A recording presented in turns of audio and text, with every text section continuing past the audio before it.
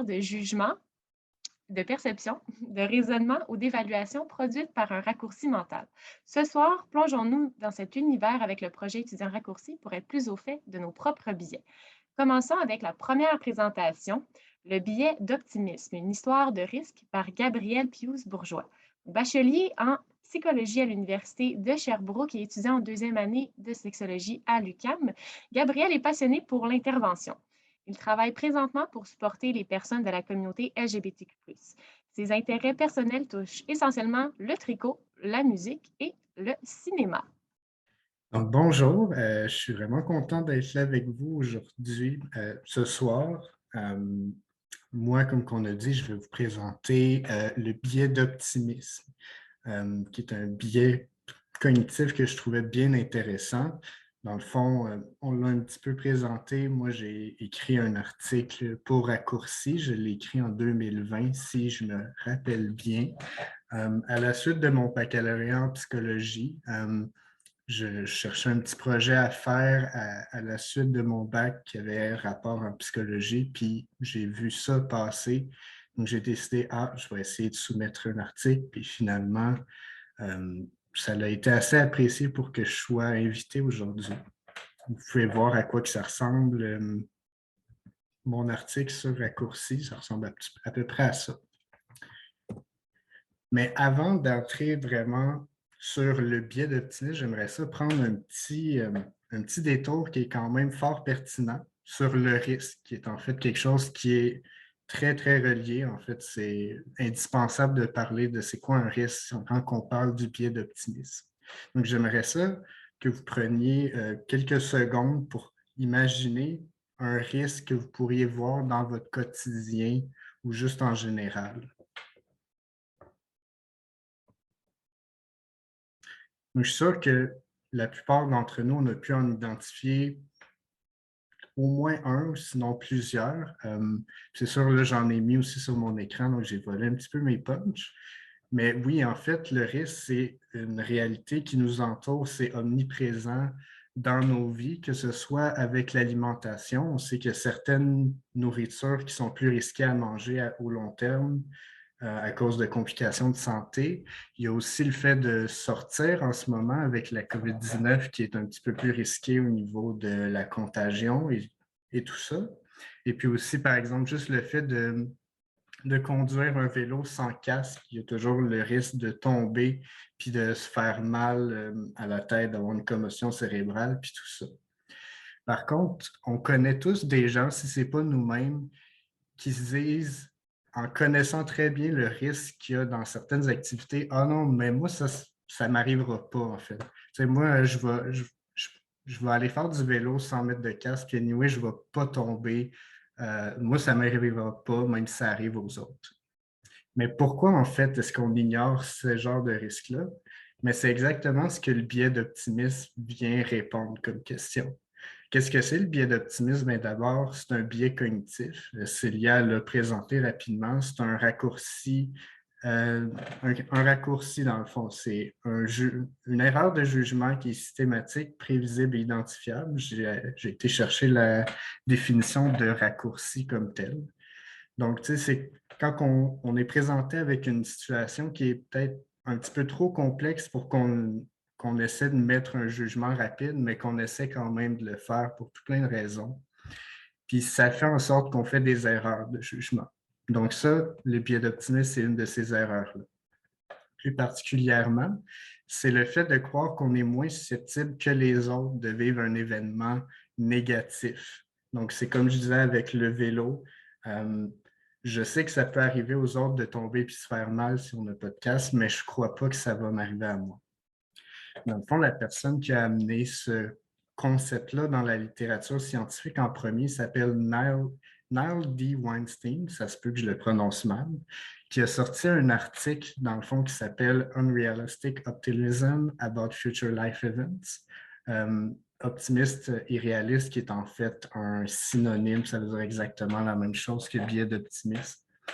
Que lui, dans le fond, il est allé voir dans une population étudiante, des gens qui étudiaient dans tout plein de choses. Il est allé leur demander leur proposer, dans le fond, différentes situations qui avaient soit des connotations positives ou négatives. Donc, par exemple, avoir le cancer ou gagner à la loterie, des choses comme ça, en demandant, d'après toi, est-ce que tu es plus ou moins à risque de vivre ce genre de choses-là? Puis, justement, il a réalisé que les gens, systématiquement, se disaient moins à risque de vivre un événement négatif et plus à risque de vivre les événements positifs, assez pour se dire, OK, il y a peut-être un biais ici. Puis ça a été continuellement étudié par plusieurs scientifiques jusqu'à temps qu'on peut voir que c'est vraiment un phénomène qui est étoffé auprès des humains. Dans le fond, pourquoi on fait ça?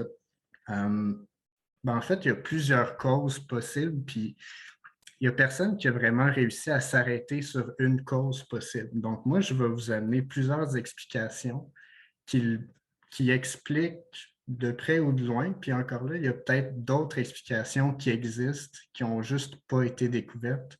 Puis moi, je vous présente vraiment les principales, parce que c'est ça, il n'y a pas vraiment de consensus, en fait. Première explication, c'est l'explication motivationnelle. C'est simple, c'est juste quelque chose qu'on veut. C'est valorisant de penser que ah, moi, je suis moins à risque que les autres. C'est valorisant, ça donne comme une image de soi un petit peu plus grandiose que la réalité. Puis ça peut même être valorisant de donner cette image-là aux autres, d'avoir l'impression justement un petit peu grandiose que moi, je ne suis pas à risque de vivre les choses négatives alors que c'est pas vraiment, c'est pas le cas en fait. L'autre explication, c'est par rapport à la disponibilité de l'information. En fait, ce que cette explication-là dit, c'est qu'on vit notre vie dans notre peau. Ça veut dire qu'on a beaucoup plus d'informations sur nous que sur les autres. Donc, ayant plus d'informations sur moi, je suis beaucoup plus au fait de mon risque personnel puis des choses qui pourraient m'arriver que ce que je crois sur les autres. Donc, par exemple, avec mon exemple de vélo que je vais reprendre tout le long, je sais par exemple que moi, je suis vraiment bon en vélo.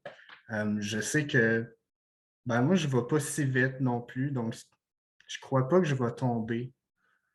Mais en fait, je ne le sais pas, je ne sais pas pour les autres comment c'est.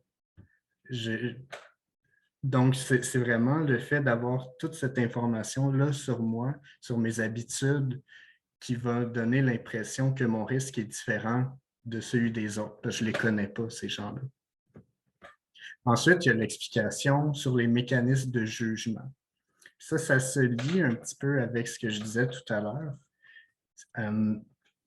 que dans le fond, la façon qu'on juge est biaisée. Il y a d'autres biais cognitifs qui vont venir influencer notre jugement puis qui peut amener un biais d'optimisme. Ça se présente souvent comment qu'on voit les autres. Les autres, on les voit souvent d'une façon un peu plus stéréotypée. On les voit comme une image homogène, puis souvent comme ayant des habitudes de vie beaucoup moins bonnes que les nôtres. Donc, par exemple, moi, je sais que je suis bon au vélo, mais je me dis que les autres, ils sont beaucoup moins bons que moi. Moi, je pense qu'ils tombent fréquemment, puis tout ça, alors que ce n'est pas nécessairement vrai. Ça vient tout de mon jugement qui est en fait biaisé parce que je n'ai pas cette information-là sur les autres. Puis en fait, il y a plusieurs facteurs aussi qui peuvent influencer le biais d'optimisme sans nécessairement causer directement. Par exemple, l'humeur. Quand on est de bonne humeur, on a tendance à se remémorer des choses positives sur nous, ce qui veut dire qu'on va avoir l'impression que notre risque est beaucoup moins grand que les autres. Le fait aussi d'avoir eu une expérience passée liée à ce risque-là peut aussi influencer.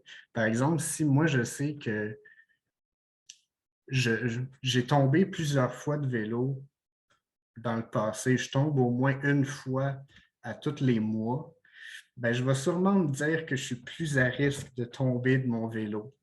Alors que si ça ne m'est jamais arrivé, ben là, je vais peut-être me dire, ben non, ça ne m'arrivera jamais. De toute façon, ça ne m'est jamais arrivé. Donc, c'est comme ça que l'expérience peut influencer aussi. Puis ça, dans le fond, le biais d'optimisme peut avoir plusieurs conséquences, qu'elles soient positives ou négatives. Je vais commencer par vous parler des positives. Ben, en fait, ça augmente le sentiment de contrôle. C'est logique. En fait, quand on pense qu'on n'a pas de risque, on a aussi l'impression d'être en contrôle. On se sent un peu invulnérable. Puis ça, en fait, ça peut aider à réduire l'anxiété. Dans le fond, je suis moins anxieux que quelque chose de mal m'arrive. Donc, c'est ça. Puis, en fait, aussi, il y a le sentiment de bien-être général favorisé.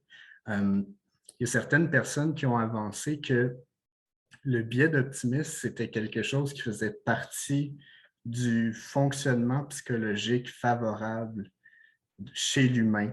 En fait, on a vu que chez certaines personnes qui avaient la dépression, il n'y en avait pas vraiment de biais d'optimisme ou beaucoup moins.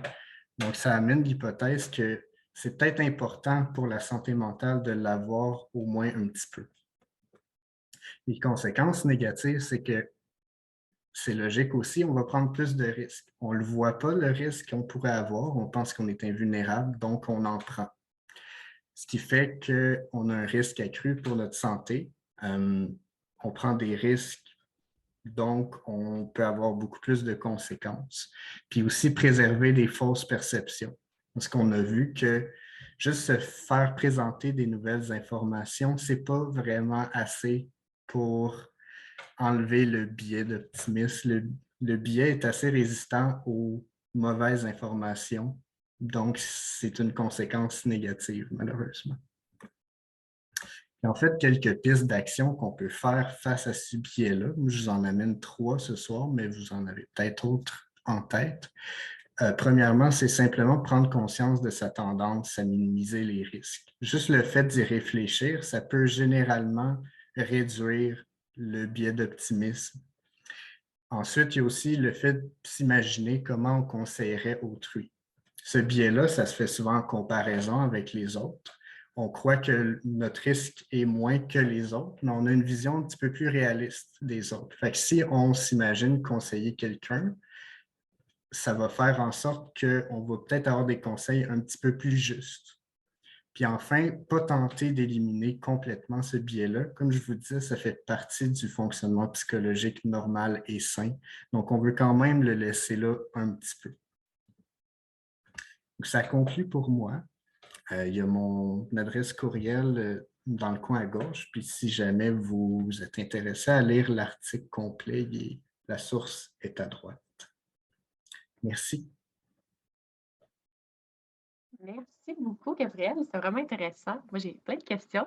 Et d'ailleurs, j'invite les participants, les participantes, si vous avez des questions, levez la main, écrivez-les dans le chat. Il y a Marjo qui va pouvoir modérer là, au niveau des questions. Donc, c'est le moment de poser vos questions. Oui, parfait. Donc, on a une première question de Fabrice. Donc, on t'écoute. Oui, bien, d'abord, bravo pour ta présentation. C'était excellent. Puis ton PowerPoint est tellement beau. Non, honnêtement, je le trouve vraiment mignon, ton PowerPoint. Tu as parlé de beaucoup de facteurs. Moi, j'aurais été curieux de savoir, puis là, je ne sais pas si tu as lu ça dans la littérature, en fait, mais est-ce que tu sais si on va avoir une plus grande propension au biais ou à effectuer ce biais-là si les conséquences sont loin? Tu sais, pour prendre ton exemple du vélo, moi, si je me plante en vélo, ben, les conséquences sont pas mal immédiates versus l'exemple que tu montrais avec la nourriture, par exemple. Si moi, j'ai des mauvaises habitudes de vie au niveau de mon alimentation, ben, les conséquences sont beaucoup plus loin, en fait. Tu sais, on va avoir des répercussions dans plusieurs années. Donc, est-ce qu'on a des éléments dans la littérature qui permettent de distinguer ces deux trucs-là? Oui, mais en fait, la littérature ne fait pas vraiment la distinction dans le temps. Je peux te dire que ça a été étudié dans plusieurs contextes. Ça n'a pas été étudié dans les chutes de vélo, je dois t'avouer. Mais par exemple, ça a été étudié dans les domaines épidémiologiques, pardon, avec les maladies. l'alimentation aussi, c'est quelque chose pourquoi ça a été étudié. Mais non, il n'y a pas vraiment cette distinction-là qui est faite dans la littérature. Ça semble être présent, que ce soit à court ou long terme. C'est sûr, c'est souvent plus étudié pour quelque chose à long terme parce que je crois que c'est un petit peu plus facile à faire. Mais oui, ça serait ma réponse à ta question. Parfait. On a des questions dans le chat. Donc, excellente question de Annick Lenoir. Donc, elle se demandait si la dépression ne venait pas de l'absence de bien d'optimisme, mais plutôt que l'inverse. Oui, ben j'ai peut-être mal dit ce que je voulais dire, mais... En fait, c'est parce que ce que tu as dit, c'est qu'on avait remarqué que chez les personnes dépressives, c'était important de développer le biais optimiste pour les aider. Mais la question que je me demandais, c'est est-ce que les personnes dépressives ne seraient pas dépressives parce qu'elles ne sont pas optimistes? Oui, C'est-à-dire que c'est pas qu'il faut, comment je pourrais dire, c'est pas parce que, en fait, tu peux le prendre parce qu'il y a une absence de biais optimiste que tu es dépressif, ou on peut penser que parce que tu es dépressif, le biais optimiste va t'aider. Tu comprends? Ça dépend de quel bord tu le prends. Oui, c'est ça. Mais c'est ça, je pense que je me suis peut-être mal exprimé, mais je ne crois pas que ce soit un... Je ne suis pas psychothérapeute, je ne fais pas le traitement de dépression, mais je ne crois pas que ce soit une cible de traitement pour la dépression, vraiment juste de développer le biais d'optimisme. Puis la dépression, c'est quelque chose qui est tellement multifactoriel qu'on ne pourrait pas dire que c'est vraiment le biais d'optimisme qui cause la dépression. Je crois que c'est plus qu'on a remarqué que le biais d'optimisme était beaucoup moins élevé chez les personnes qui avaient une dépression. Donc, ça fait peut-être partie du fonctionnement sain d'en avoir. Mais oui, c'est ça. Le pessimisme a été remarqué aussi chez les personnes dépressives et je sais qu'il y a certains traitements qui visent à développer l'optimisme. Martin Seligman a fait des beaux travaux autour de ça, mais je suis pas... je ne saurais pas vraiment en ajouter plus que ça, honnêtement. Je ne te donne pas une réponse scientifique non plus. C'est juste que je me suis demandé si on ne pouvait pas prendre le problème à l'envers, mais c'est correct. C'est beau. C'est bon. Oui, ça, ce genre d'études-là, c'est souvent dur d'expliquer qu'est-ce qui cause quoi, qu'est-ce qui est relié ensemble. Donc, oui. C'est bon. Donc, sinon, tu avais également une question, Annick, concernant le cas des personnes bipolaires. Donc, est-ce que ta question a été répondue par rapport aux informations que Gabriel a mentionnées? Non, mais je ne pense pas qu'il peut répondre parce que ma question, c'était est-ce que les personnes bipolaires ont un biais optimiste plus élevé que les autres? Puisqu'elles ont des crises où elles sont vraiment très optimistes. Mais en même temps, je comprends bien que tu ne pourras peut-être probablement pas répondre, là, mais c'est correct.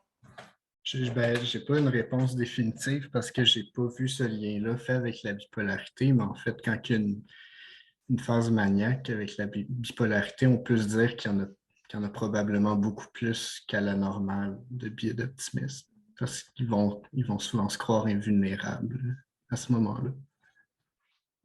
Mais encore là, je n'ai pas vu ce lien fait. C'est bon, parfait. Donc, on t'invite, Annick, si ça veut dire d'autres questions, peut-être par après, tu pourras parler à Gabriel par rapport à tes autres questionnements. Et sinon, une autre question dans le chat de Michel Bellé. Donc, à l'inverse, on pourrait aussi avoir un biais pessimiste, par exemple, avec les gens qui ont peur de la vaccination et qui sont optimistes face à la COVID, qui n'est pour eux qu'une grosse grippe. Un autre facteur pour expliquer le biais optimiste pourrait être lié au lobe frontal, soit au développement, qui sont peu développés.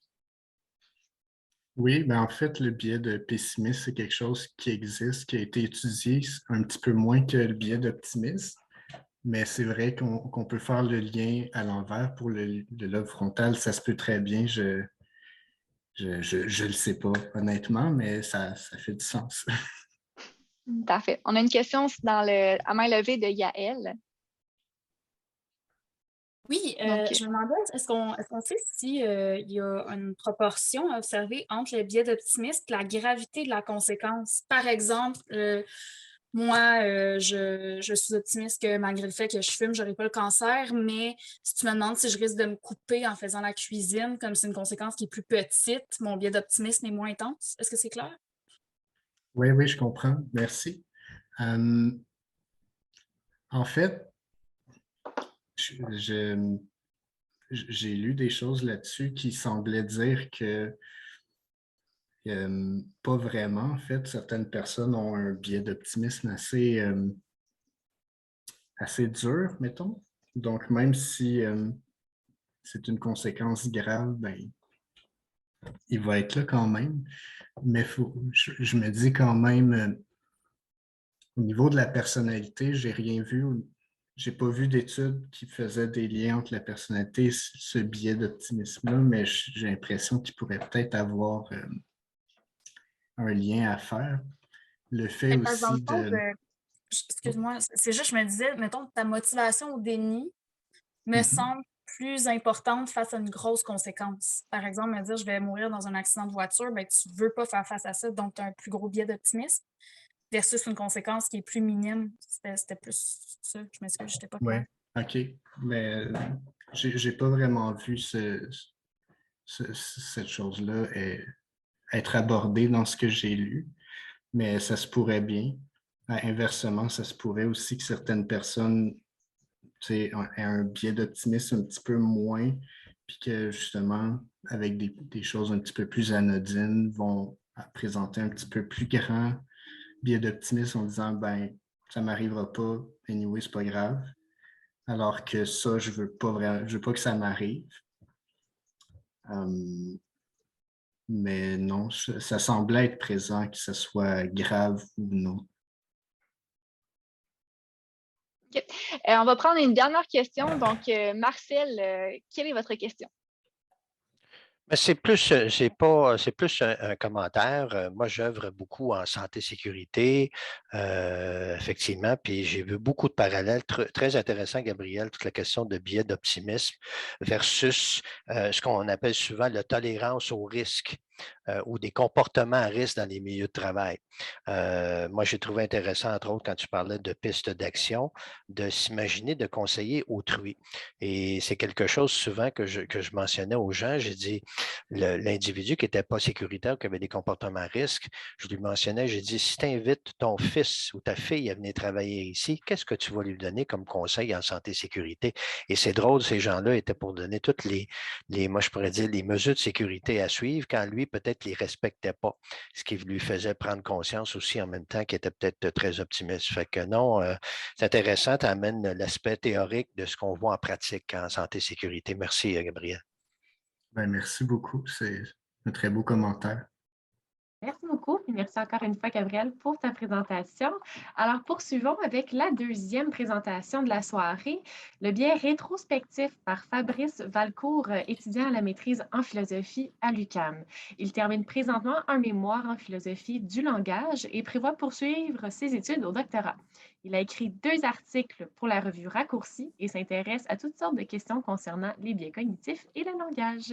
Ben, merci pour la belle introduction. Donc, comme Célia disait aujourd'hui, moi, je vais vous parler du biais rétrospectif. En fait, si j'avais à le résumer en une phrase, c'est assez simple. C'est vraiment le feeling de finalement, je savais que ça allait arriver. Donc là, vous voyez ici une belle carte des résultats électoraux des élections qu'on a eues en septembre dernier. C'est un exemple qu'on va revenir très, très souvent, un peu comme dans la présentation de Gabriel. Lui, c'était l'exemple du vélo. Moi, ça va être un exemple électoral. Donc, juste rapidement, un petit peu, vous parler de qui est cette personne devant vous ce soir.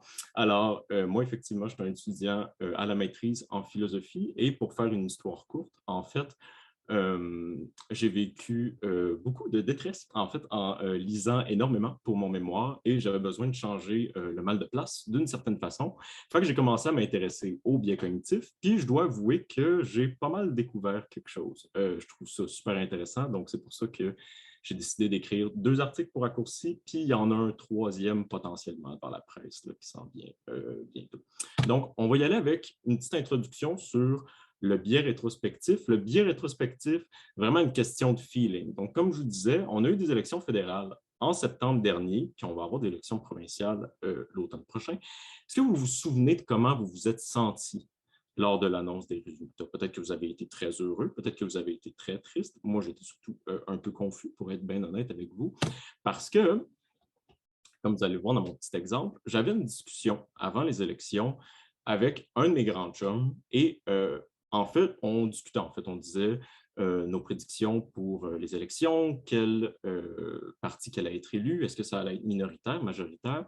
Moi, gars bien pessimiste dans la vie, j'ai dit, je prédis un gouvernement conservateur majoritaire. Et mon ami a évidemment eu une réponse beaucoup plus longue que juste OK, mais pour les biens de la présentation ce soir, on va résumer ça comme ça.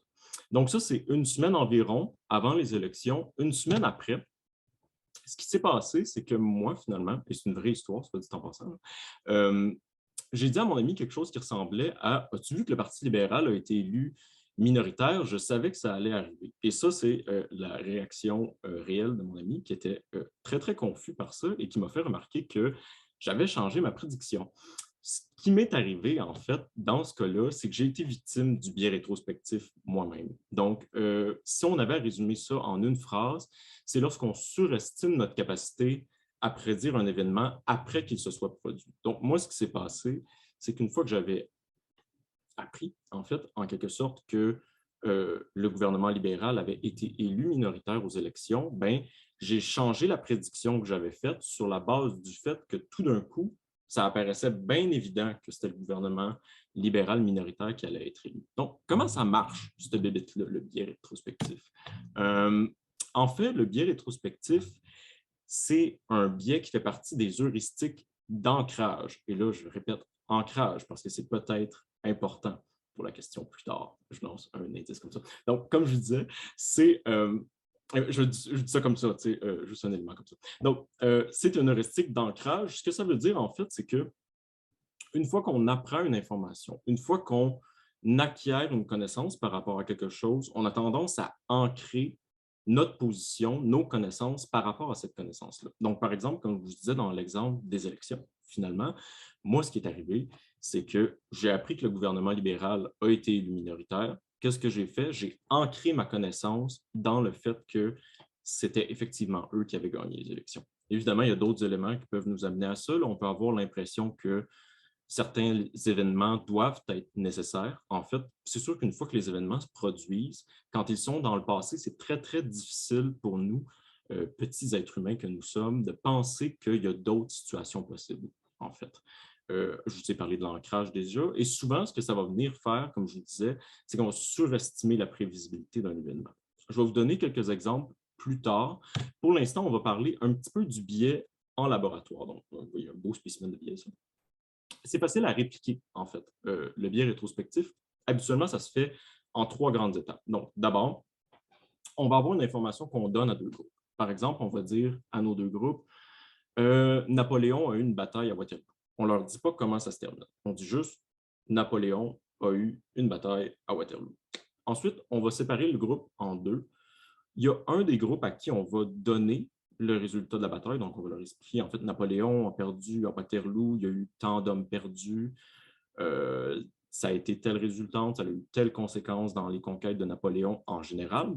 Et on va avoir un autre groupe à qui on donne aucune information, en fait. Et ensuite, on va demander à ces 2 groupes-là, comment est-ce que les événements vous paraissent? Est-ce que la conclusion de la potentielle bataille de Napoléon vous apparaît prévisible? Pensez-vous qu'il a gagné ou perdu la bataille, en fait? Et ce qu'on remarque, c'est que le groupe à qui on a donné l'information, en fait, va avoir tendance à donner une très haute prévisibilité à l'événement qui s'est réellement produit, en fait. Donc, c'est comme ça qu'on vient un petit peu confirmer le biais rétrospectif d'une certaine façon. Tandis que l'autre groupe qui n'a pas les informations, dans la littérature, là, je vous dirais que ça a tendance à être pas mal 50-50. En général, là, par exemple, si on a un événement à 2 résultats potentiels, le groupe va dire ben, pas mal une chance sur 2, en fait. Tandis qu'on va avoir une mauvaise proportion de la probabilité d'un événement chez le groupe qui connaît la connaissance, qui connaît le résultat, en fait, de l'événement. Donc, comme je vous disais tout à l'heure, on va arriver aux exemples plus tard dans la prochaine diapo. Juste avant, peut-être vous dire rapidement pourquoi est-ce qu'il faut étudier ce biais-là, pourquoi c'est donc important parler des biais cognitifs. En fait, ça a principalement deux raisons. Un, c'est beaucoup pour faciliter l'identification de ces biais-là dans le quotidien. À partir du moment où vous allez avoir fini la présentation à soir, vous allez souper, vous faire un petit thé, allumer Netflix, je ne sais pas, mais vous allez avoir une connaissance de certains biais cognitifs. Puis ensuite, dans le quotidien, quand vous allez être confronté à des instances de ces biais-là, vous allez pouvoir les identifier et éviter de reproduire ces biais cognitifs-là. En fait, c'est vraiment ça l'objectif. Spécifiquement pour le biais rétrospectif, c'est que ça nous évite certaines conséquences qu'il pourrait entraîner. Donc, on a deux conséquences notables, en fait, pour le biais rétrospectif. On a l'excès de confiance et on a la perte de confiance. Si on repense à l'exemple électoral qu'il y avait juste avant, bien, moi, le feeling que j'avais, c'était que j'étais vraiment très bon pour faire des prédictions. J'étais le bonhomme en orange ici. Ce qui était absolument infondé, là, soit dit en passant. Ma prédiction était très mauvaise, mais c'est un des sentiments qu'on a. On a tendance à surestimer notre capacité à faire des prédictions. À l'inverse, dans les autres exemples qu'on a ici, on va avoir une perte de confiance par rapport à notre capacité à prédire des événements. Je vais vous donner un exemple médical bien simple. En fait, imaginez qu'un médecin, et ça c'est écrit, on l'a dans la littérature, cet exemple-là, en fait.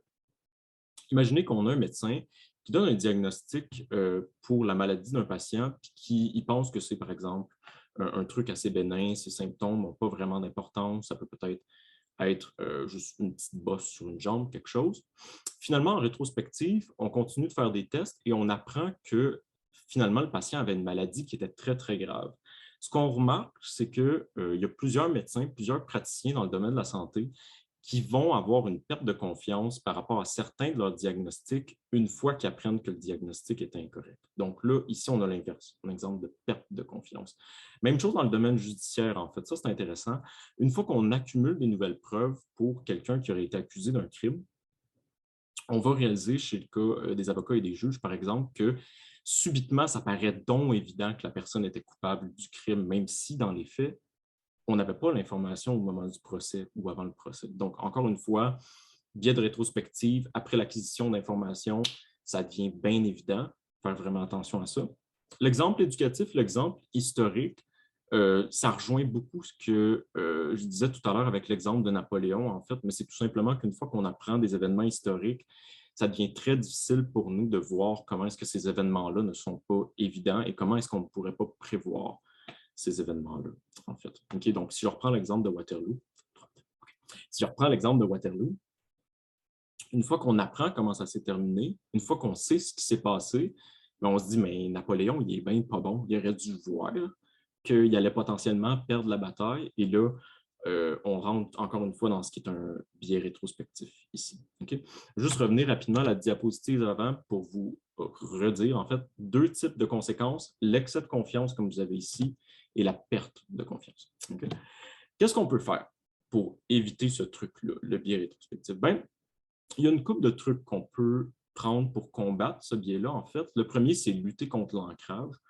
Vous allez me dire, c'est vraiment niaiseux comme conseil, mais en fait, l'idée, c'est tout simplement de garder en tête qu'il y a toujours plusieurs possibilités à un événement, même après que l'événement se soit produit. En fait, si par exemple, on reprend l'exemple de Napoléon ou des élections, en fait, peut-être les élections, c'est plus clair, mais moi, la semaine après, quand j'avais ma discussion avec mon ami, j'avais oublié la prédiction que j'avais faite, de un, ce qui n'est pas brillant, et de deux, j'avais un petit peu laissé de côté le fait qu'avant que les élections se produisent, il y avait plusieurs possibilités, en fait. Moi, je ne pouvais pas prédire de façon nécessaire qu'un des partis allait gagner ou être élu d'une certaine façon, en fait.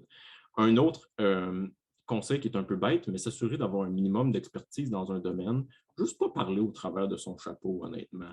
Pour vrai, c'est de base, là, mais ça aide énormément au biais rétrospectif. C'est pas moi qui dis ça, soit 100%, c'est la littérature. Donc, ça l'aide énormément. En fait, s'assurer d'avoir une certaine expertise dans un domaine avant de faire des prédictions. Puis finalement, adopter une posture d'humilité intellectuelle, ça l'aide énormément aussi. Là. Donc, juste se dire qu'on n'a pas la science infuse, ça nous évite de faire ce genre d'erreur-là. En fait. Rapidement, si je peux conclure, en fait, qu'est-ce qu'il faudrait retenir de la présentation? Bien, deux trucs. Le biais rétrospectif, c'est quoi? C'est notre tendance à surestimer la prévisibilité d'un événement une fois qu'il s'est produit. Mais ça a l'air donc terrible, les biais cognitifs, c'est quelque chose de pernicieux où il faut avoir peur de ça, oui. Effectivement, il faut faire très attention dans le quotidien à ne pas prendre ces raccourcis-là. Mais moi, je vous le dis, une fois qu'on est capable d'identifier ces biais-là puis qu'on en prend conscience, ça devient vraiment plus facile, en fait, d'éviter de les reproduire. Un peu comme moi, avec ma discussion avec mon ami sur les élections. En fait, je vous remercie beaucoup de votre attention, puis on peut passer à la période de questions. Donc, merci beaucoup, Fabrice. C'était vraiment très, très intéressant et très humoristique. Donc, chapeau pour la vulgarisation de ce biais. Ainsi, est-ce qu'il y a des personnes qui avaient des commentaires, en fait, des questions? On peut l'écrire dans le chat ou lever la main. Donc, en fait, j'avais une question. Je me demandais si ce biais-là était peut-être relié avec un peu l'estime de soi. Donc, oui. Dans un sens que. Mais je ne sais pas si tu avais compris un peu ce que je voulais dire. Oui. Non, oui. OK. Ouais. Non, c'est parce que c'est un truc que j'ai dû couper dans ma présentation, en fait. Mais un des facteurs qu'on remarque, là, entre autres pour le biais rétrospectif, c'est que les gens ne veulent pas perdre la face, en fait. Puis souvent, quand on le teste, pas en labo, là, mais dans la nature, là, quand on va demander aux gens leur perception par rapport à certains événements, puis qu'on les confronte par rapport à des prédictions qu'il y aurait eu avant, les gens ont tendance à backpedal, comme on dit en latin, là, revenir sur leurs prédictions, faire un petit peu comme moi j'ai fait avec les élections, en fait. Moi, je savais bien, après les élections, que ma prédiction de gouvernement conservateur majoritaire, je n'avais pas vraiment de fondement par rapport à ça, à part le fait que je suis bien pessimiste. Donc, ce que j'ai fait, justement, pour garder mon estime de soi, comme tu dis, ben, je suis revenu sur ma prédiction, en fait, ce qui n'était pas une bonne idée, parce que mon ami a remarqué. Donc, oui, c'est effectivement lié à l'estime de soi qu'on peut avoir. Parfait. Merci beaucoup, Fabrice. Donc, on a également un autre commentaire dans le chat de Annick Lenoir. Mais si on prend la criminologie, par exemple, on parle toujours des facteurs de risque qui mènent à la criminalité, alors que rétrospectivement, on peut voir parfois qu'en fait, ces facteurs n'ont pas joué ou l'ont fait. Il y a donc une instabilité qui mène à un sentiment d'imposteur. On ne peut pas s'appuyer sur ce que nous annonce comme des faits. Oui. Mais en fait, justement, ça rejoint le biais rétrospectif en général. En fait, le fait qu'il y ait des éléments qui tendent à, comment je dirais ça, à un événement en particulier. Si on reprend l'exemple de la criminologie, là, on a un individu qui vient, qui aurait certains facteurs favorisants pour être lui-même favorable d'une certaine façon à pratiquer des activités criminelles. Ouh, ça sonne bizarre, ça. Mais en tout cas, vous voyez l'image. Si on a ce genre de truc-là, OK, ben, c'est pas parce qu'on a ces éléments-là qui nous dirige vers cet événement ou ce type d'action-là, que c'est nécessairement ce qui va se produire, en fait. Donc, encore une fois, je pense que c'est un bon commentaire. En fait, là, c'est pas parce qu'on a des facteurs favorisants que ça nous amène à ce genre de truc-là, en fait. Oui, mais je voudrais juste ajouter, c'est parce que moi, j'enseigne en travail social, en fait. Okay. Et je remarque que le fait de dire ça aux étudiants, ça amène énormément d'insécurité parce qu'ils n'ont plus de faits sur lesquels s'appuyer. OK. Oui, ça, regardez, moi là, ouais, par rapport à l'enseignement, OK, puis là, ça, c'est un autre débat, mais le biais rétrospectif, le fait qu'on n'ait pas de fait sûr, en fait, par rapport à la connaissance de quelque chose, c'est une insécurité qui est bien normale. Là. Moi, je suis en philo, là, je veux dire, je suis à peu près sûr de rien, honnêtement. Là. Puis, on va se dire, là, on apprend à vivre avec ça. OK, je sais que c'est très, très difficile, mais l'incertitude qu'on a par rapport à des événements, l'incertitude qu'on a par rapport à des connaissances, l'incertitude qu'on a par rapport à des faits, moi, à mon avis, c'est quelque chose que la plupart des domaines scientifiques devraient apprendre à faire d'une certaine façon. Je sais que c'est bien bête, là, mais c'est ça qui est ça. Mais je suis tout à fait d'accord avec toi et j'ai trouvé ça très intéressant, ta présentation. Merci beaucoup. Et on va aller par une dernière question, donc de Mustapha Boubacar. Ce biais a-t-il une signification évolutive? Pourquoi étudier ce biais? Ben écoute, Mustapha, je ne sais pas si tu voudrais peut-être préciser, parce que je ne suis pas certain de ce que tu entends par évolutif, au sens de quelque chose qui évoluerait avec nous, avec le temps, avec les conséquences, au sens biologique. Au sens que ce serait quelque chose moins qu'on aurait développé au fil de l'évolution. Je n'ai pas lu rien sur la littérature qui avait tendance à dire ça, puis je n'ai pas l'impression qu'on va être capable de le démontrer pour la simple et bonne raison que pour d'abord être capable de répliquer là, le biais rétrospectif en laboratoire, il faut passer au travers de sondages, en fait, puis il faut passer au travers de différentes questions. en fait. Donc, je vois très, très mal comment est-ce qu'on pourrait vérifier, en fait, que ça a une composante évolutive au sens biologique. Là. Je ne pense pas que ce soit vérifiable, mais peut-être que oui, peut-être que non. Je ne pourrais pas dire. C'est bon.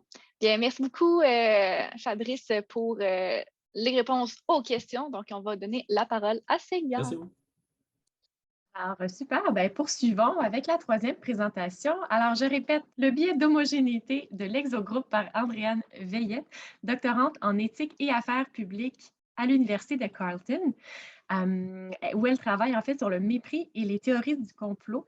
Elle est membre de la chaire de recherche du Canada en épistémologie pratique et de la chaire de recherche du Canada sur l'agentivité et l'injustice épistémique.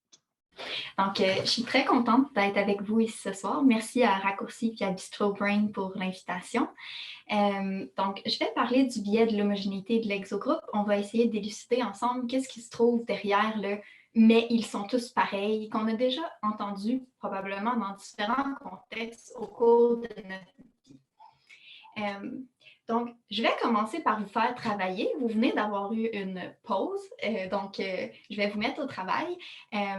Faites-vous-en pas, je ne vais pas vous demander de partager vos réponses ou rien, il n'y a pas de bonne ou mauvaise réponse. Je veux simplement faire un exercice avec vous pour qu'on comprenne bien c'est quoi le concept de facette identitaire. Donc, avant de vous en dire plus, je vais vous demander de penser à la phrase « je suis », puis compléter avec quelque chose qui vous décrit, quelque chose qui vous correspond. Donc, faites ça au moins 5 fois. Vous pouvez le faire plus, vous pouvez le faire moins, c'est pas grave. Je vais vous laisser 30 secondes. Donc, complétez 5 fois la phrase « je suis » avec les premières choses qui vous viennent en tête.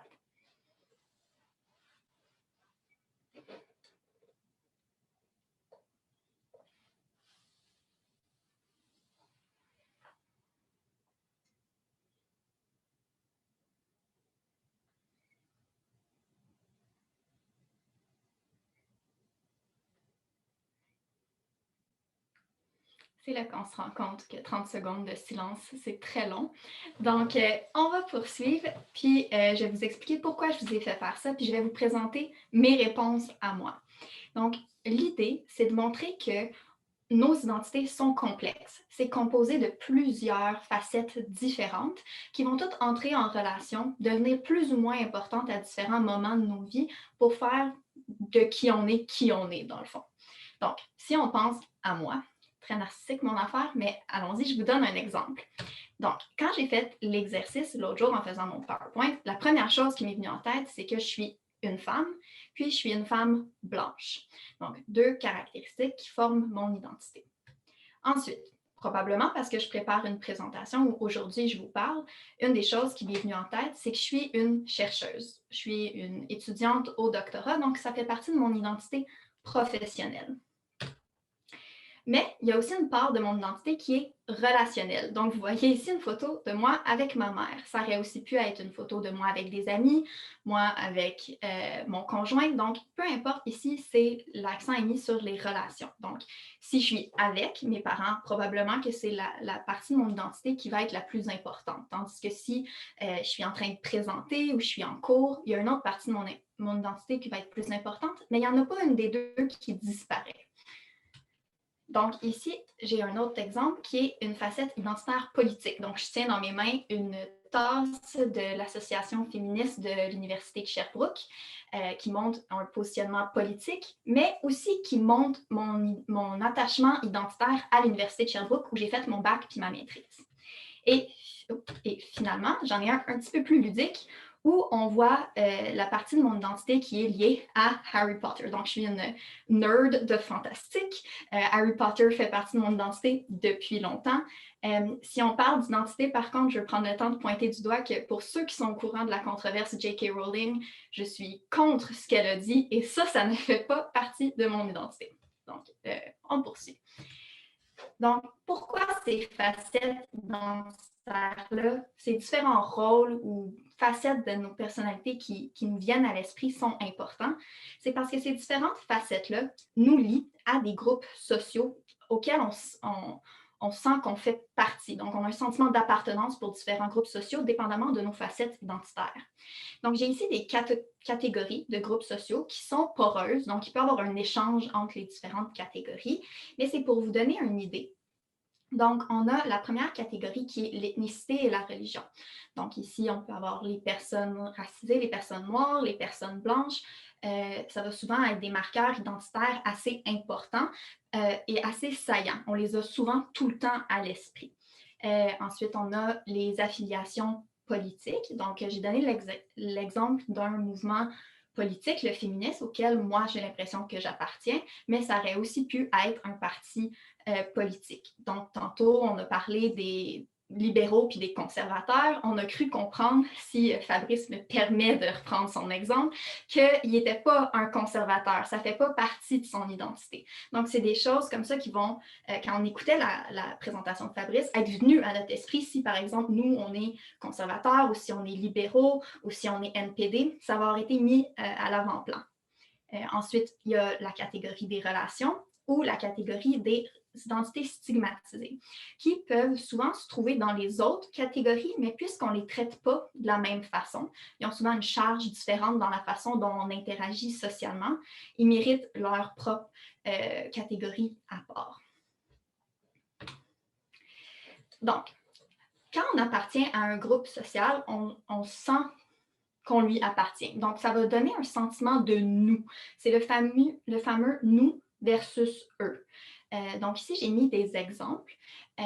L'endogroupe, donc les groupes auxquels on appartient, le nous, par exemple, ça pourrait être les Canadiens de Montréal.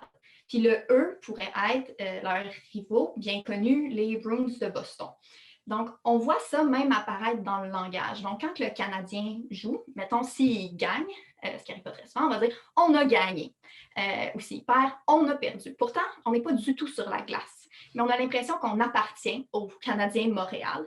Ils font partie de notre gang, donc on va en parler avec un langage très proche du nous. Puis on va parler des Bruins avec un langage eux autres, là-bas, un langage qui est distancié. Un autre exemple, on voit souvent ces relations-là un peu partout, que ce soit dans le sport, que ce soit dans la fiction. Ici, j'ai mis l'exemple de Gryffondor versus Serpentard. On a ici clairement une relation où on a nos personnages principaux qui regardent les Serpentards et qui font « oh, eux, les méchants, on s'en distancie ». Mais dans la vraie vie, c'est présent partout. Puis ce que je veux vous amener à voir, c'est que dépendamment de vos facettes identitaires que vous avez identifiées, vous allez appartenir à plusieurs groupes, mais vous allez aussi regarder d'autres groupes avec un regard qui vous distancie d'eux. Donc, c'est des eux, ils ne font pas partie de votre gang. Donc, avec tous ces morceaux-là, on a tout ce qu'il faut pour comprendre le biais de l'homogénéité de l'exogroupe. Donc, c'est quoi ce biais-là? Dans le fond, c'est la tendance qu'on a tous à croire que les membres de groupes dont on ne fait pas partie sont très similaires les uns aux autres. Donc, on va prendre les membres de groupes dont on ne fait pas partie comme un tout. Eux autres, ils sont tous pareils, ils sont tous de même. On ne va pas voir de différence entre les membres. On va avoir tendance à penser qu'ils ont une vie émotionnelle beaucoup plus pauvre aussi, qui manque en nuances. On va tous leur associer la même idéologie, les mêmes valeurs, la même façon d'argumenter, de parler, les mêmes intérêts. On ne va pas différencier entre les différents membres de nos exogroupes. Évidemment, c'est une tendance à faire ça. Ce n'est pas absolu, c'est une tendance marquée à faire ça. Tandis que quand on regarde les groupes dont on fait partie, on va avoir tendance à les voir comme diversifiés. Donc, les gens dans notre gang, dans nos groupes d'appartenance, on a toutes des personnalités distinctes, des intérêts distincts, même si on est unis par une facette identitaire. Fait que, par exemple, si on prend un grand groupe, je pourrais dire « Ah, les hommes, ils sont tous de même ». Vous avez probablement déjà entendu des choses comme ça. Mais les femmes, ah là, on a beaucoup de variété. On a des personnalités distinctes, des intérêts distincts. Donc, on peut retrouver cette espèce de réflexe-là dans tous nos différents groupes d'appartenance. Pourquoi est-ce qu'on fait ça? Donc, il y a des bienfaits à ce biais-là, qui est de nous permettre de jongler avec les ressources cognitives qu'on a disponibles. Donc, vous pouvez penser aux ressources cognitives qui sont des choses comme la concentration, la mémoire, le traitement de l'information, la perception de l'environnement, comme les muscles de votre cerveau à traiter toute l'information que vous recevez constamment. Fait que de la même façon qu'on ne peut pas faire, ben, en tout cas que moi, je ne peux pas faire 100 push-ups une fois par heure, je ne peux pas non plus traiter toute l'information sans catégoriser.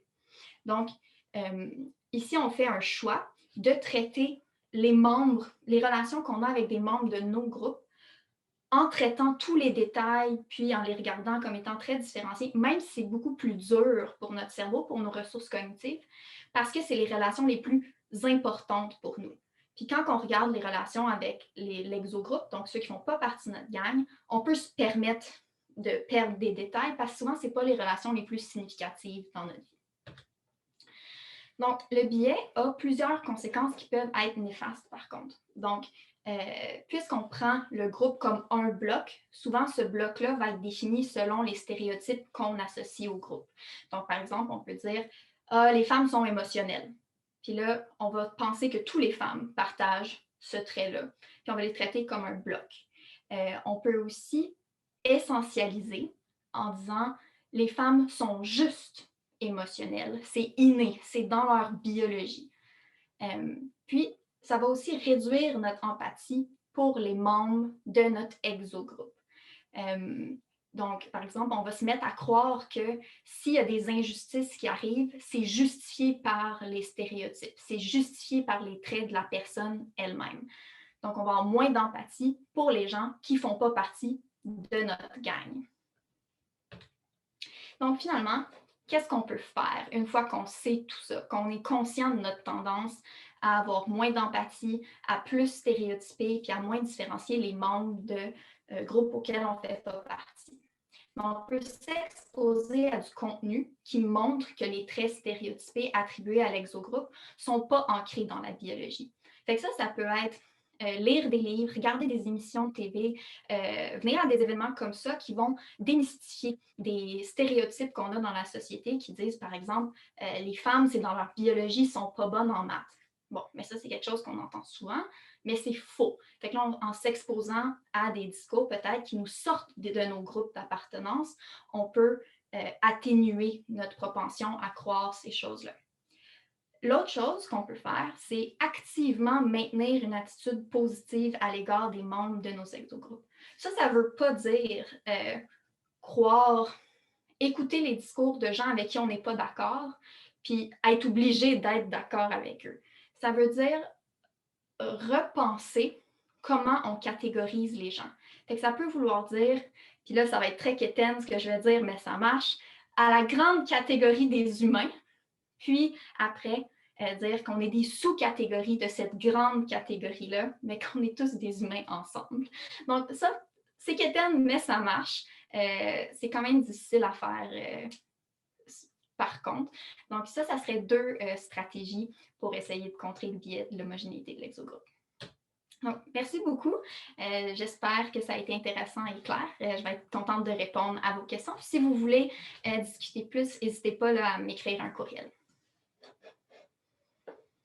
Oui, donc, eh bien, merci beaucoup. C'était vraiment très intéressant, Andréane. Donc, ça me faisait penser à mes cours de psychologie sociale. J'étais comme, oh, OK. Oui. Donc, en fait, vous pouvez lever la main si vous avez des questions. Autrement, vous pouvez les écrire dans le chat. Donc, oui, on a une question de Alexandre Rainville. Je suis arrivé en retard, peut-être ma question est cave. Mais dans ce qui m'entoure, moi, il y a comme un enjeu avec l'homogénéité arrogée qui peut se passer dans l'endogroupe. C'est-à-dire qu'il y a certains homosexuels qui vont participer à l'homonormativité, mettons, à dire « Ah, l'homosexualité est normale », puis ils vont dire « Il faut qu'on se tienne en groupe, qu'on s'homogénise, qu'on soit tous pareils, des acteurs convenables de la société pour ne pas se faire discriminer. » Puis que c'est la stratégie qui pousse puis amène à homogénéiser l'endogroupe. Puis là, si tu avais réfléchi à cette pression qu'il peut y avoir à s'homogénéiser tout en tenant la position parfaite pour ne pas vivre la discrimination? Oui, c'est vraiment une bonne question. C'est pas cave, pas en tout. Dans le fond, ce que j'ai parlé, c'est un biais spécifique, mais plus largement en psychosocial, c'est travailler cette idée-là que quand on fait partie d'un groupe, pour que notre groupe comme survive bien, il y a des normes sociales qui nous contraignent puis qui essayent de nous pousser à comme adopter une position comme qui est vue comme bonne par le groupe. Donc, ces groupes-là, ils nous permettent de se distinguer des exogroupes. Fait que ça, c'est bon, on a comme un besoin de différenciation, mais ils nous permettent aussi d'appartenir à quelque chose. Puis si on remet les valeurs du groupe en question, ou si on a l'impression qu'on met le groupe en danger en dérogeant à des normes, mais c'est sûr que là, il va y avoir une pression interne pour vraiment comme fitter dans le moule du groupe. Fait que c'est pas nécessairement le même phénomène de on considère que tout le monde est pareil, c'est plus on veut que le monde soit pareil, même si on n'a pas nécessairement cette idée-là qui sont toutes pareilles à la base. Merci. Parfait. Donc, on avait également une question de Fabrice Valcourt. Oui, bien joué pour ta présentation. C'était super clair. Fait que, vraiment, c'était excellent. Petite question un petit peu comme ça que j'avais pour Gabriel, finalement. Là, ça doit être un thème à soir, là, mais est-ce qu'on sait si au niveau de la portée, la grosseur des groupes, ça va affecter en fait le biais d'homogénéité? Par exemple, si on compare le biais d'homogénéité qu'on pourrait avoir par rapport au groupe femmes, qui est comme très, très large, versus les amateurs de jazz, spécifiquement les disques de 70 à 73. Est-ce qu'on sait s'il y a une différence dans la grosseur du groupe par rapport au biais? Premièrement, dans ce que j'ai lu, pas nécessairement. Comme il y a beaucoup des tests qui ont été faits justement sur des catégories très larges, comme hommes et femmes. Ce que j'aurais tendance à dire, par contre, c'est que, tu sais, au début, je parlais que nos différentes facettes identitaires y allaient devenir plus ou moins pertinentes dépendamment du contexte. Puis ce que j'aurais tendance à dire, c'est que souvent, quelque chose comme « je suis une femme » n'est pas assez saillant dans l'esprit pour que ça soit la chose, on espère, qui me définit, même si ça l'arrive. Là. Fait que, souvent, ça va être des catégories plus petites, plus nichées qui font « OK, je suis une femme de tel type avec tel intérêt, puis là, c'est comme là-dessus que ça va jouer. » Fait que peut-être qu'il y a une question de portée, mais les tests eux-mêmes pour le billet concernaient des catégories plutôt larges. Là, ouais. Parfait. On a également une question de Célia. Oui, je ne sais pas si tu as eu l'occasion de réfléchir à tout ça. C'est vraiment dans une autre perspective. Mais les conseils que tu offres à la fin, c'est vraiment de s'exposer, de lire, de parler avec des gens, tout ça. Puis là, je blâme personne, là, ça renvoie beaucoup à la responsabilité individuelle. Mettons collectivement, parce qu'au final, ça atteint, ça a des effets néfastes collectifs, comme on peut le voir dans les médias. Et donc, selon toi, selon ce que tu as lu, qu'est-ce que tu suggérerais pour, disons, un effet un peu plus populationnel? C'est peut-être gros, mais peut-être au niveau de l'éducation, je ne sais pas. Qu'est-ce que j'aimerais ça t'entendre là-dessus, en fait? C'est une sacrée question. Je n'ai pas une réponse qui couvre tout. Je vais parler plus d'opinion personnelle, mais j'ai l'impression qu'il y a quand même un effort à faire. Puis là, on rentre dans d'autres concepts, là, mais au niveau de... On a des discours dominants, puis des personnes avec des profils très spécifiques qu'on met souvent de l'avant, puis ça ne nous permet pas d'avoir accès à d'autres perspectives facilement. Il faut vraiment aller chercher puis faire exprès. Fait que, des programmes, par exemple, où il y aurait plus de professeurs racisés ou femmes, ou plus de politiciens, de groupes minoritaires, ça nous exposerait un peu de force à différents discours. Ce qui peut aller dans les deux sens, dépendamment des contextes. Fait que c'est difficile. C'est des enjeux très compliqués. Mais je suis d'accord que si on met l'enjeu juste sur l'individu, c'est un gros poids à porter. Fait que je suis d'accord qu'il faut penser très fort à des solutions de structure et de société.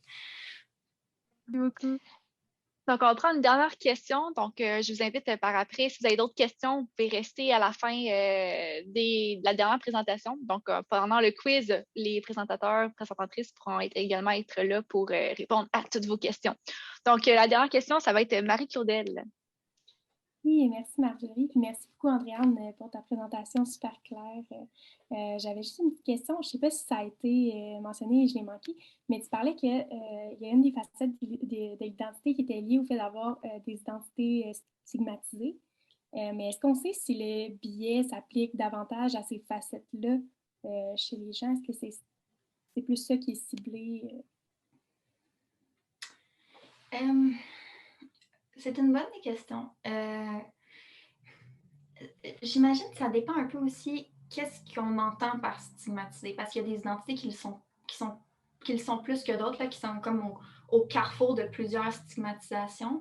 Mais tu sais, comme si on pense aux tests qui ont été faits, c'était beaucoup des oppositions hommes-femmes ou personnes blanches, personnes noires. Fait qu'on travaille beaucoup sur des identités stigmatisées.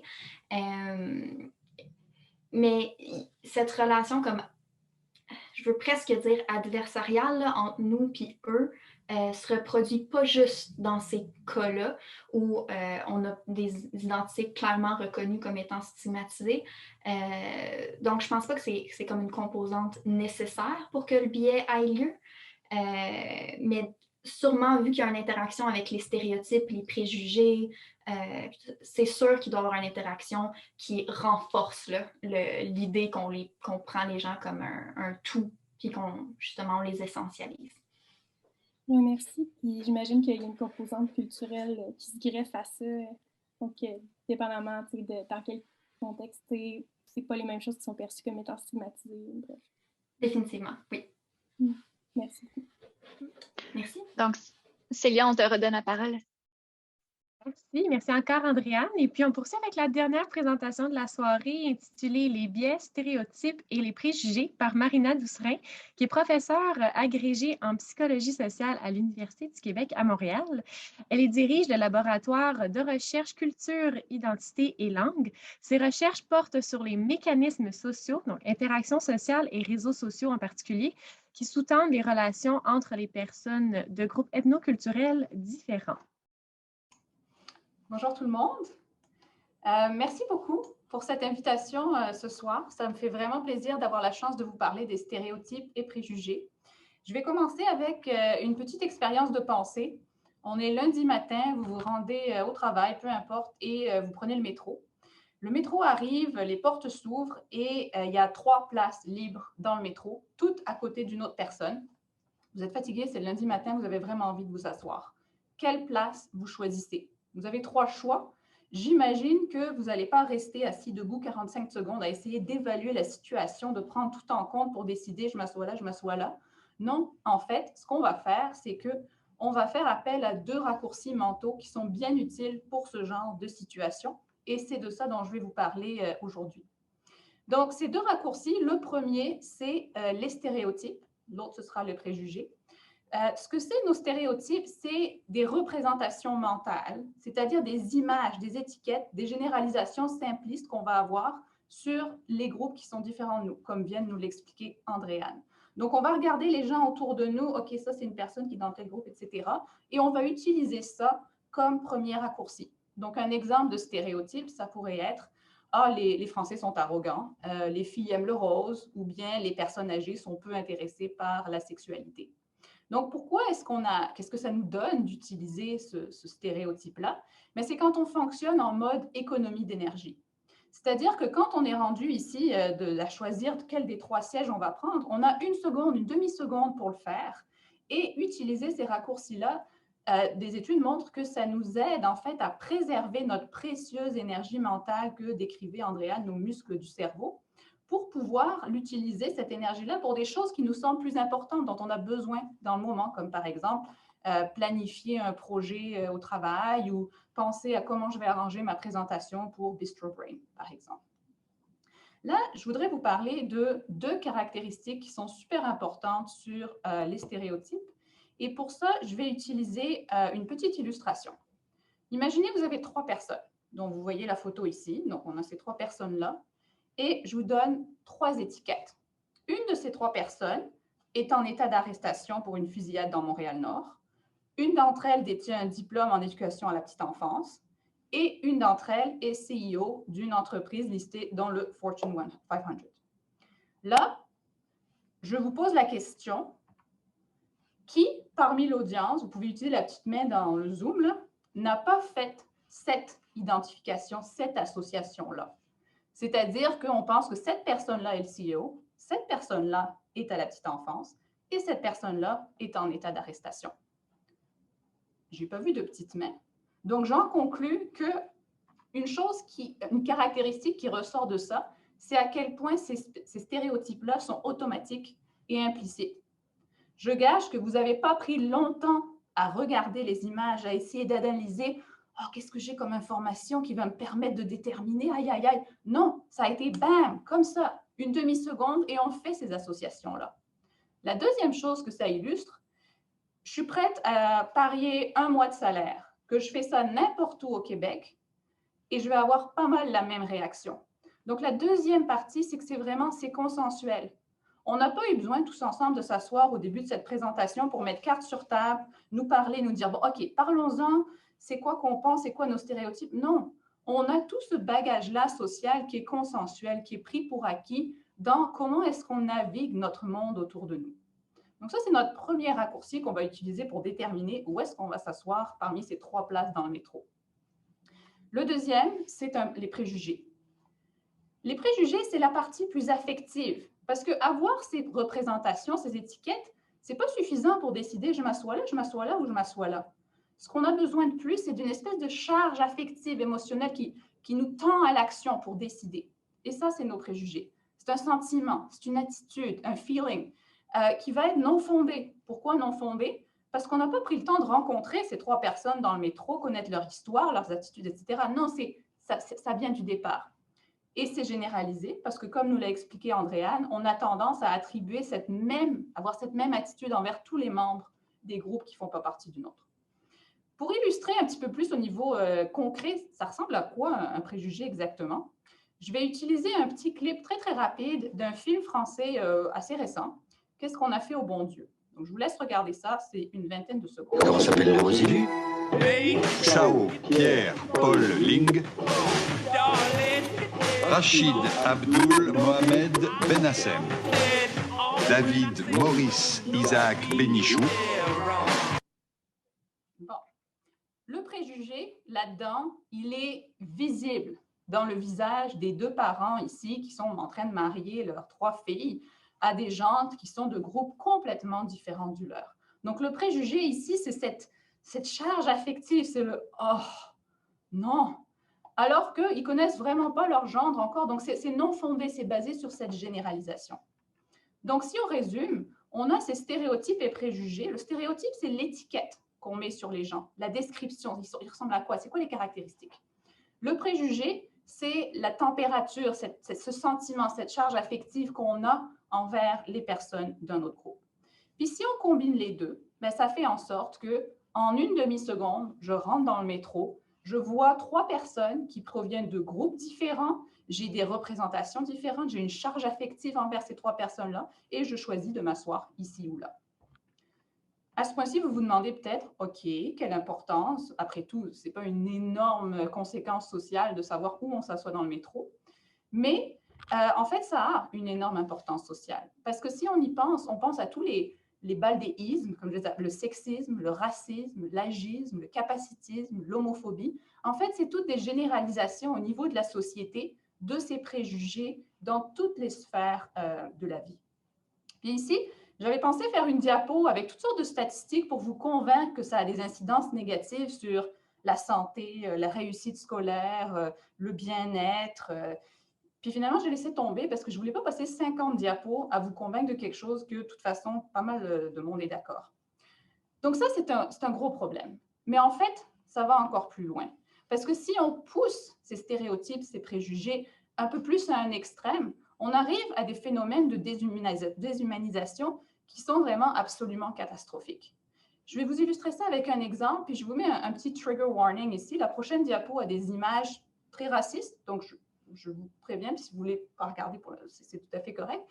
Des images qui viennent de propagande nazie au cours de la Seconde Guerre mondiale, où il y a des liens qui sont faits, des préjugés, des stéréotypes par rapport aux personnes juives, où on les assimile avec des rats, de la vermine, le typhus. Et en fait, on représente toutes les personnes du groupe juif selon ces caractérisations, et on associe ça avec des animaux qui ont une énorme charge affective très, très négative.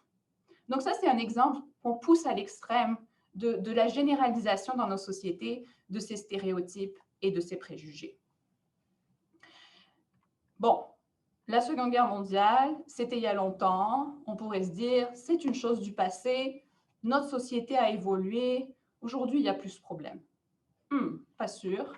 Une étude de Noor Kateli et ses collègues en 2015, donc il n'y a pas vraiment longtemps, qui a recruté des Américains et leur a posé la question suivante. Il leur a dit, bon, ben, les gens peuvent avoir l'air plus ou moins humains, plus ou moins évolués.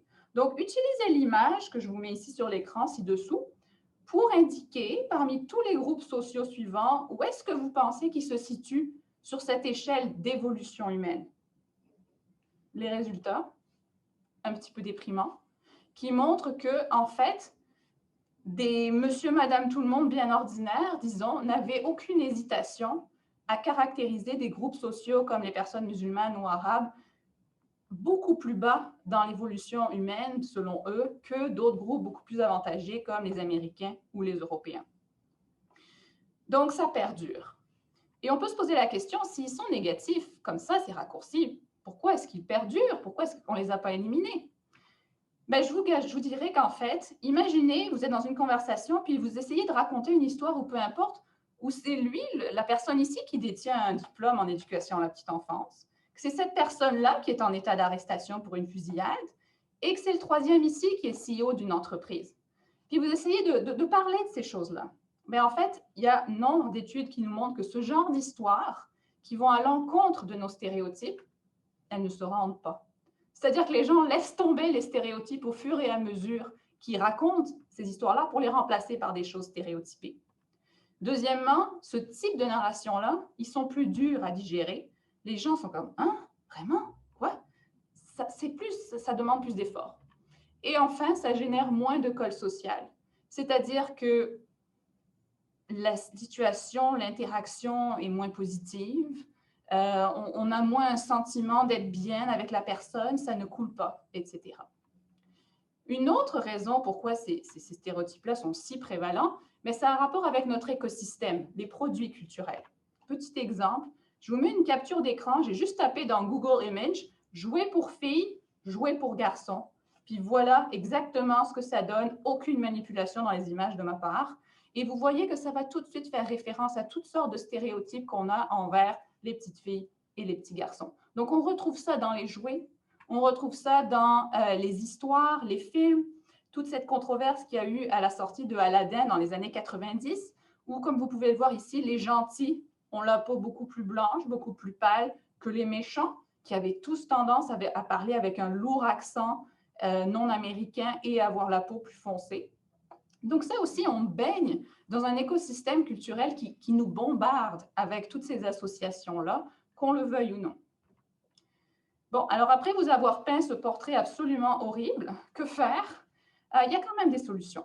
On peut choisir nos produits culturels. Il n'y a rien qui nous oblige à consommer, à regarder des choses qui sont vraiment racistes ou désobligeantes pour certains groupes. On peut aussi choisir nos mots.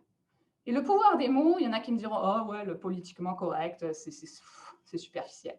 En fait, non.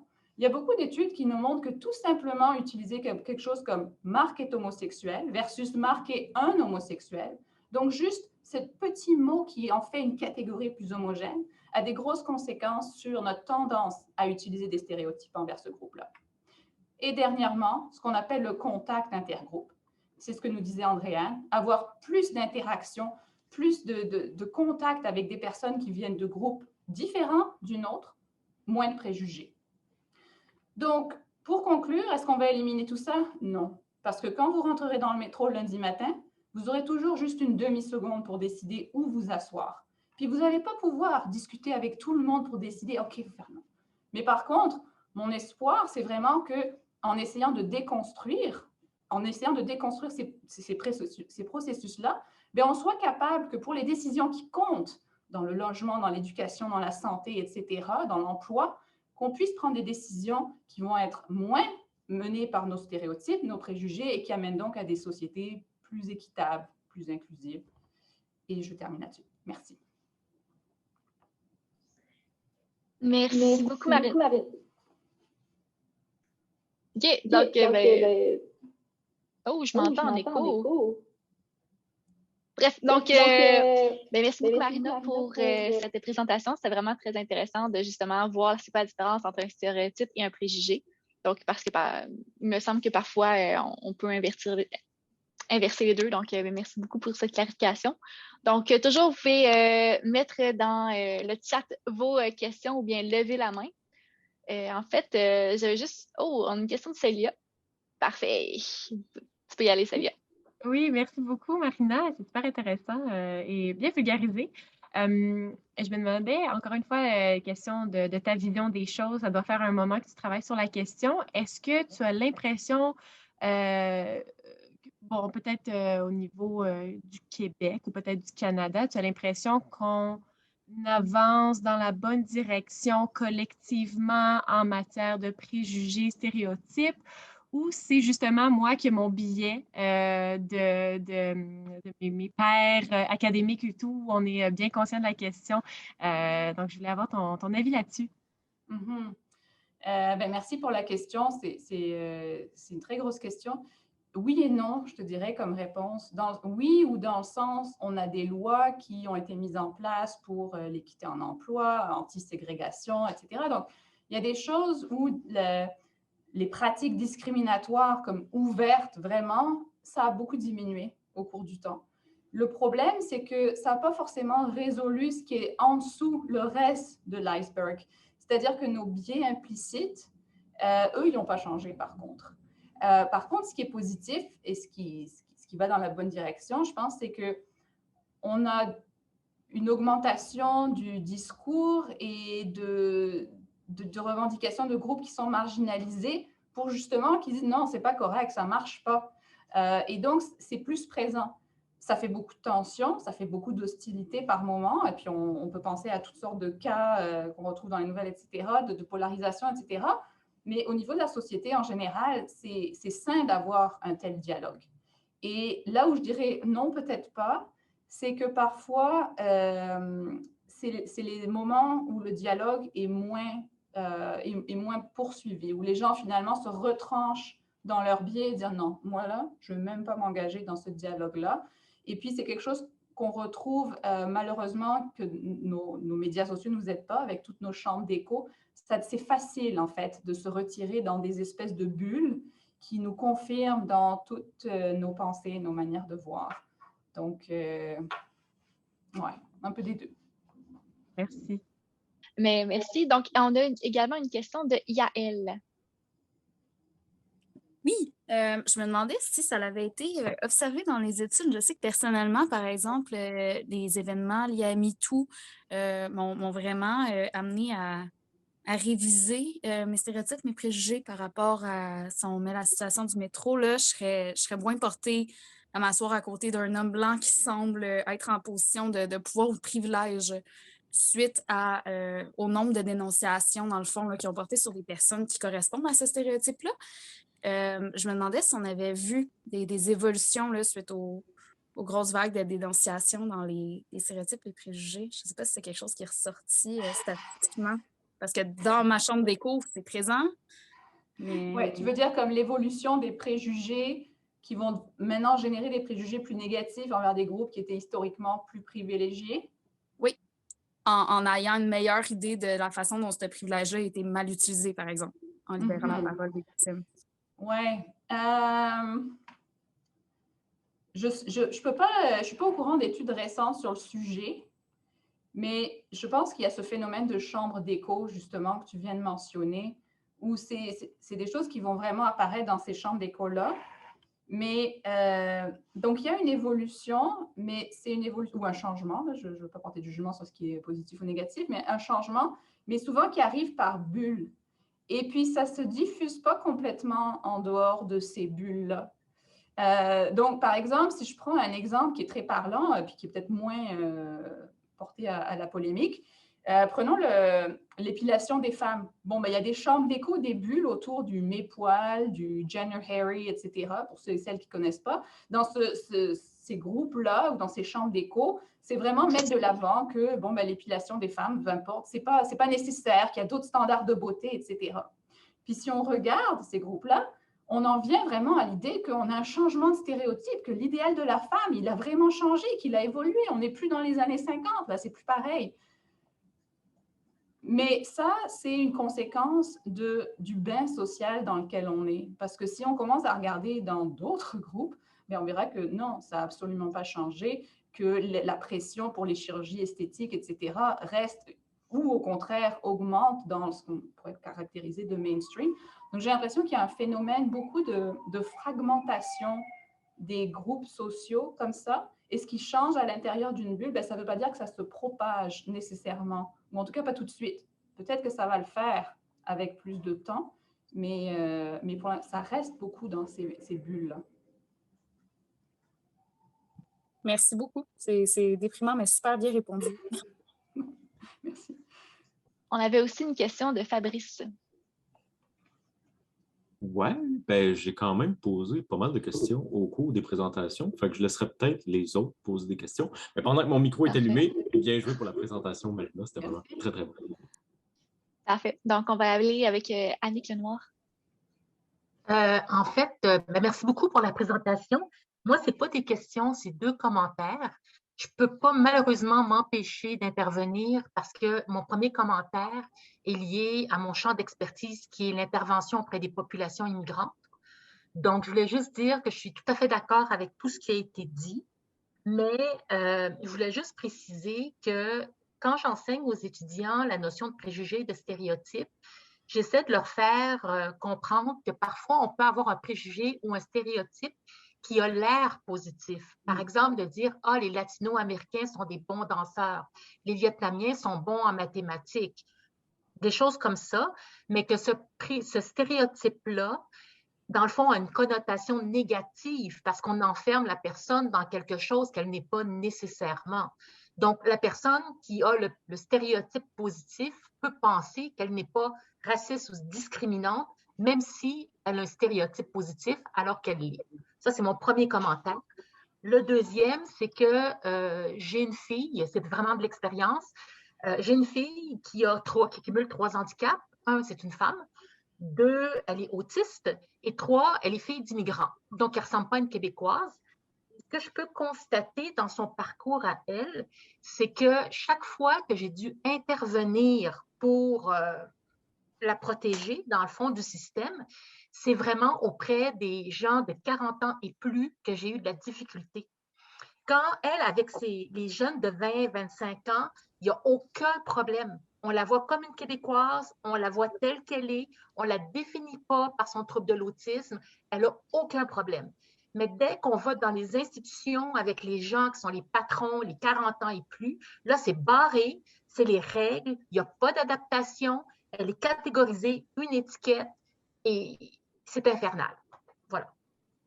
Merci vraiment beaucoup pour ces 2 commentaires. Si je peux réagir, le premier, je suis contente que vous l'ayez mentionné, les stéréotypes positifs, parce que justement, on en parlait un petit peu avec Émilie plus tôt, et j'ai hésité à amener ça en 12 minutes, là, c'est tellement dur d'en dire beaucoup, et je suis contente que vous le confirmez, parce que ça reste un stéréotype, ça reste un préjugé, et puis même si ça a l'air positif, ça a des conséquences négatives sur les personnes et sur la société globalement.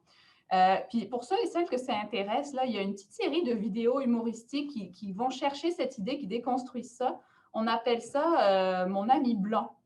Et c'est très, très drôle. Je l'utilise beaucoup dans mes cours qui vont exactement chercher ça. Donc, pour ceux et celles que ça intéresse, là, je vous invite à regarder ça. C'est des petites vidéos de 5 minutes, puis c'est très drôle, puis ça va chercher cette idée.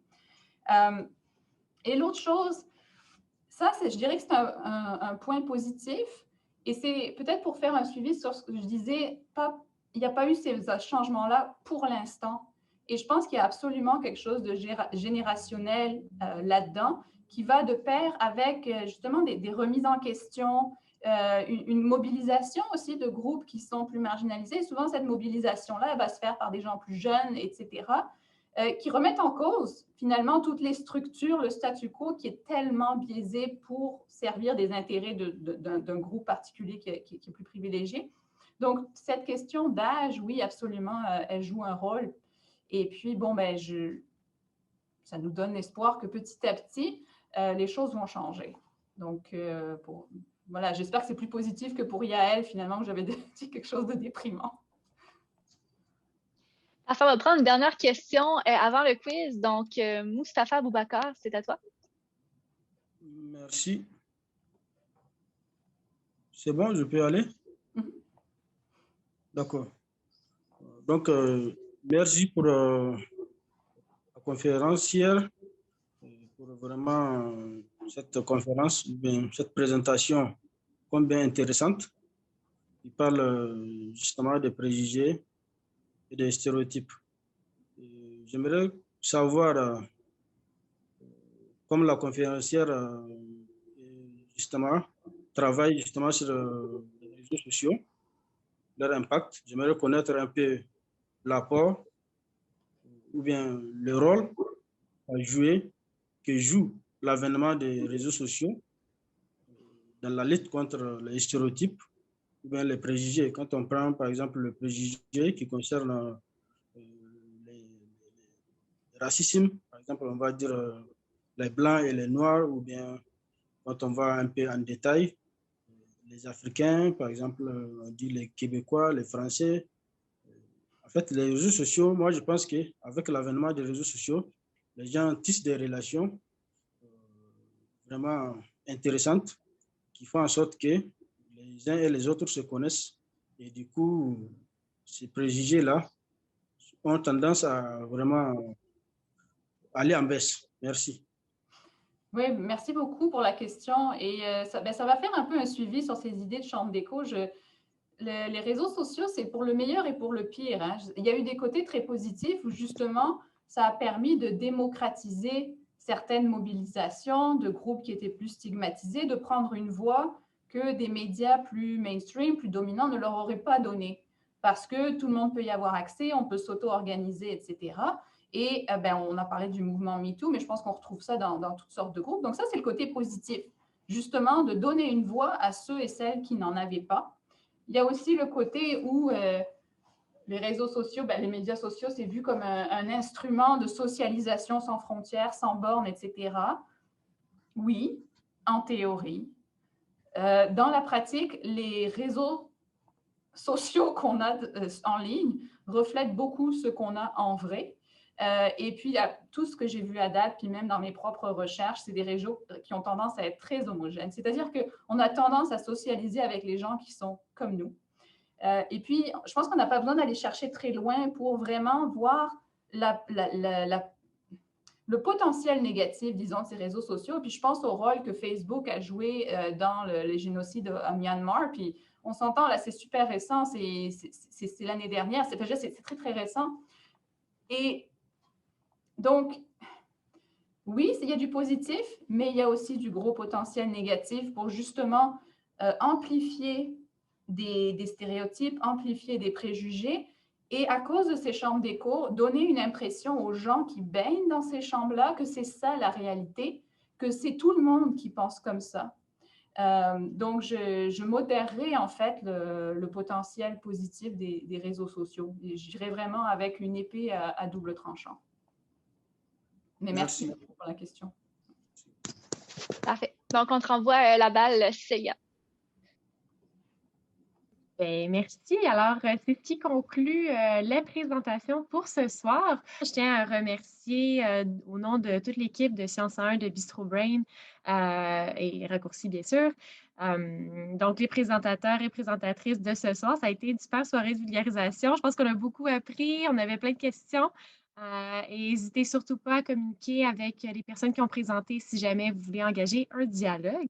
Et également, nous avons plusieurs événements dans les prochains mois, c'est-à-dire 9 mars, on a une soirée de vulgarisation sur les luttes sociales d'hier et aujourd'hui, et le 16 mars sur la diversité culturelle. Donc, si jamais c'est des thématiques qui vous intéressent, joignez-vous à nous, idéalement en présentiel, et ce sera, si c'est en présentiel, au Saint-Cyboire. Donc, vous aurez l'occasion d'apprendre, d'échanger autour d'une bonne bière. On s'ennuie de ça. Je rajouterais peut-être préciser, c'est pas le Saint-Cyboire, mais le Cyboire Saint-Laurent à Montréal. Pour Oui, ceux qui pardon, sont pardon. dans la région de Sherbrooke, on est au Bac-et-Bière, mais sachez qu'on diffuse en direct des événements aussi qui sont comme celui d'aujourd'hui, rediffusés en ligne. Donc, c'est ça. Puis sinon, on pourrait aussi remercier nos co-organisateurs pour cet événement avec la gang de Raccourci. Je pense vraiment que votre projet, moi, en tout cas, je suis vraiment un fan. Là, je lis vraiment les entrées, puis je vous envoie parfois des amis. J'aime vraiment ça. Je ne sais pas si vous voulez mettre encore les liens dans la conversation, mais je ne sais pas si vous avez peut-être un dernier mot à adresser, appréciation générale de la soirée. Chloé, peut-être? Oui, si je peux me permettre, je me maudis moi-même d'avoir oublié de mentionner en début de soirée qu'on est en appel de texte en ce moment. Donc, si vous êtes une autrice ou un auteur potentiel, vous pouvez aller voir notre page Facebook pour tous les détails de l'appel de texte ou aller voir notre site Internet pour dénicher notre courriel, nous écrire. Ça va nous faire plaisir de lire votre proposition. Puis encore une fois, au nom de notre équipe, on s'est consulté toute la soirée à l'effet qu'on avait vraiment du fun. Puis ce genre de soirée-là nous rappelait vraiment pourquoi est-ce qu'on a commencé ce projet-là. C'est super.